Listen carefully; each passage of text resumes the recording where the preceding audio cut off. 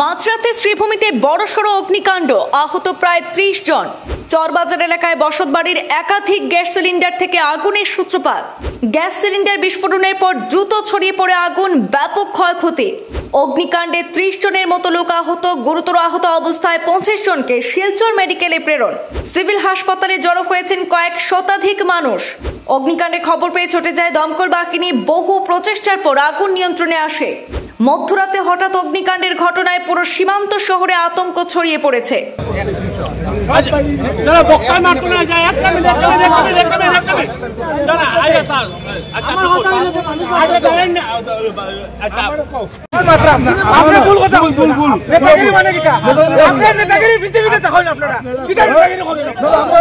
বুধবার মধ্যরাতে হঠাৎ করে শ্রীভূমি শহরে ঘটে গেল এক বড়সড় অগ্নিকাণ্ডের ঘটনা।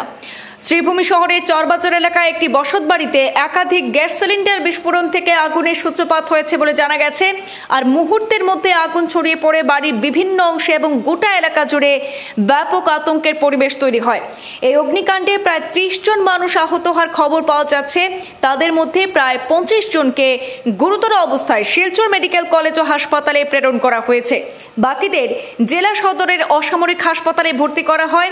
আহতদের দ্রুত হাসপাতালে নিয়ে যাওয়ার প্রক্রিয়া শুরু হলেও করিমগঞ্জ তথা বর্তমান সিভিল হাসপাতালে চিকিৎসা পরিষেবা নিয়ে স্থানীয়দের মধ্যে ক্ষোভের আবহ পরিলক্ষিত হয়। আর এই ঘটনার খবর ছড়িয়ে পড়তেই সিভিল হাসপাতালে কয়েক শতাধিক মানুষ জড়ো হয়ে পড়েন।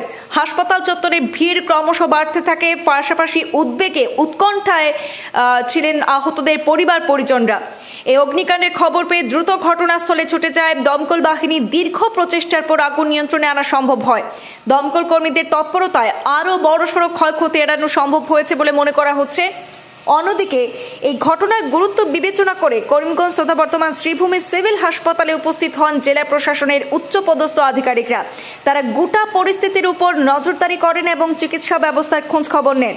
এভাবে মধ্যরাতে হঠাৎ এই অগ্নিকাণ্ডের ঘটনায় পুরো সীমান্ত শহর জুড়ে উদ্বেগজনক পরিস্থিতির সৃষ্টি হয়েছে। এলাকায় আতঙ্কের আবহ বিরাজ করছে বলে জানা যাচ্ছে। 10 থেকে 12 জন হইব, আমরা গণা নাই। 10 থেকে 12 জন পেশেন্ট বর্তমানে ভর্তি, মেডিকেল পর্যন্ত রেফার দেওয়া হয়েছে। কোনো 108 পাওয়া গেছে না। 2টা প্রাইভেট অ্যাম্বুলেন্স, 3-4টে আপনার অটো আনা হয়েছে। স্কুটি করিয়া পর্যন্ত এই পেশেন্ট আনা এখন যে পেশেন্টগুলো হসপিটাল থেকে পাঠানো হয়।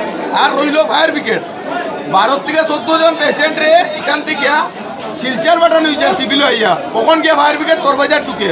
এটারে যে আগুন যে লাগছে এটার মধ্যে মানে আমরা সরকারের কাছে কিছু দাবি আছে কিনা আমি বুঝলাম না। অ্যাম্বুলেন্স এটা ফায়ার ব্রিগেডের এইটা খার, এটা যদি আমরা সময় পাই না প্রাইভেট অ্যাম্বুলেন্স আর অটো ইয়ে করতে লাগে তো এই পরিষেবা বন্ধ করে দিও। আগুনে জ্বলা একটা গ্যাস ব্লাস্ট হয়েছে, আমরা ফোন করছি, গ্যাসটার প্রথম লিক হয়েছে। আস্তে চরবাজার 23 নম্বর ওয়ার্ড গ্যাসের লিকের গন্ধ পাইলিছে।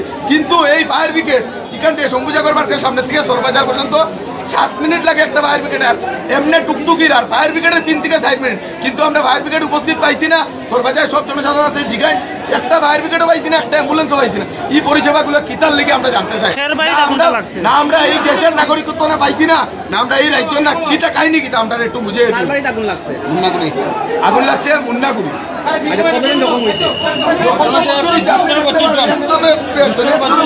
আমরা গণাত নাই, বর্তমানে 3 জন মেডিকেল রেফার দিলেইছে।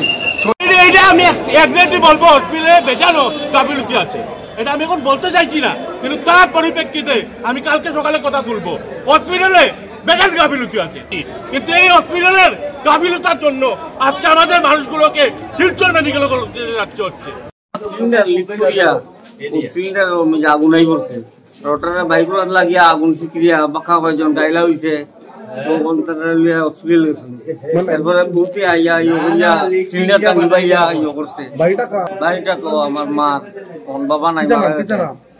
আমার মার নাম শুভামোদক। আহত হয়েছেন আমার মা, আমার বৌদি, মার নাম শুভামোদক, বৌদি মমি মোদক। তারপরে আরো খারাপ এসে কয়েকজন ছিল, তারাও গাইলা হয়েছে। আমি দেখছিও না খেয়ে বাঁকা কয়েকজন গাইলা হয়েছে। আধা ঘন্টা হইব। গ্যাস অটোমেটিক লিক হয়ে গেছে। লিক অতদিন তো ভালো আছিল, আর তার কিটা হয়েছে গ্যাসের ভিতরে আর না মারছে না। গ্যাস ট্যাঙ্কির যে গ্যাস লিক হয়েছে না, লিক হয়ে আগুনাই পড়ছে। আর ও সাহসী আর তখন আগুন গ্যাস ভিতর দিকে তো বাইরে আরো আগুন ছিটিয়া মানুষ যায়। 5-7 জন আমরা কইতে পারি তখনও কিছু আমরা মানে জানাইবো কালকে। এখন তো সব হসপিটালে গেছে গিয়া ওখানে আমরা 70 জন আছে, ইঞ্জুরি 70 জন আছে, কইতে পারি নাকি বেশি আমরা জানাবো, আমরা জানাইবো আপনারা কিরকম সিলিন্ডার। আচ্ছা, প্রথম সিলিন্ডারে আগুন লাগছে, সিলিন্ডারটা উল্টা পড়ার পরে সিলিন্ডার যত পড়ছে অত সব মানুষের ইঞ্জুরি পড়ে গেছে। সরকারের কোন জায়গায়? আচ্ছা, কতজন ইনজুর্ড হয়েছিল? প্রায় 20-22 জন। ওদেরকে বর্তমানে কোথায় নিয়ে যাওয়া হচ্ছে? আচ্ছা, সিরিয়াস কেউ আছেন? হ্যাঁ, 5 থেকে 6 জন পুরো সিরিয়াস। যারা কোমর থেকে পুরো এই জায়গা থেকে পুরো বেশি যারা কোমর থেকে বেশি ইনজুরি হয়েছে তারা মেডিসিন নাই, যারা ছোটখাটো যারা টলম নাই। আপনারা কিছু বুঝেছেন যে কি কারণে সিলিন্ডার তো যখন আনতে গিয়া আসছিল না, ওয়াশার আসছিল, যার করে ছিল ওনার নাম কি ছিল? এর নাম হচ্ছে আর যারা যারা ইনজুর্ড হয়েছে আপনার নাম জানেন? নাম তো জানি না, কয়েকজনের নাম জানি।